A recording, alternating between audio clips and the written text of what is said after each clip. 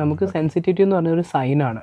നമുക്ക് ബോഡിയിൽ എന്തെങ്കിലും ഇൻഫെക്ഷൻ വരുമ്പോൾ പനി വരത്തില്ലേ, അതുപോലെ പല്ലിന് എന്തെങ്കിലും ഒരു പ്രോബ്ലം വരുമ്പോൾ സെൻസിറ്റിവിറ്റി എന്ന് ഒരു സൈനാണ്. അവിടെ എന്തോ സംഭവിക്കുന്നു എന്നുള്ളത് നമ്മളെ അറിയിക്കുകയാണ്.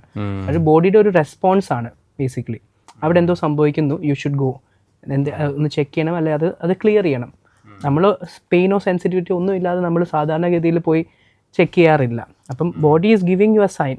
മേ ബി അതൊരു കേടാവാം, മേ ബി അവിടെ പല്ല് തേഞ്ഞു പോയതാവാം, മേ ബി അവിടെ ബൈറ്റ് പ്രശ്നം ഉള്ളത് കൊണ്ട് പൊട്ടിപ്പോയതാവാം.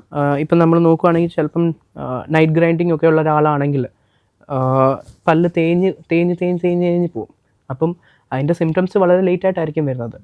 അങ്ങനെയും സെൻസിറ്റിവിറ്റി വരാം. അപ്പോൾ അതിൻ്റെ അർത്ഥം എൻ്റെ വായിലൊരു പുളിപ്പ് വന്നെങ്കിൽ ഇമ്മീഡിയറ്റ്ലി എത്രയും പെട്ടെന്ന് ഞാൻ ക്ലിനിക്കിൽ പോകണം എന്നുള്ള, ഡെൻറ്റിസ്റ്റിനെ കാണണം. അത് ഡയഗ്നോസ് ചെയ്യണം. വാട്ട് ഈസ് ദ റീസൺ, എന്താ അതിൻ്റെ കാരണം എന്നറിയണമല്ലോ. പലപ്പോഴും നമ്മളത് സെൻസിറ്റിവിറ്റി ഡീസെൻസിറ്റൈസിങ് ടൂത്ത് പേസ്റ്റ് യൂസ് ചെയ്തിട്ട് അതങ്ങ് സബ്സൈഡ് ചെയ്യാൻ നോക്കും.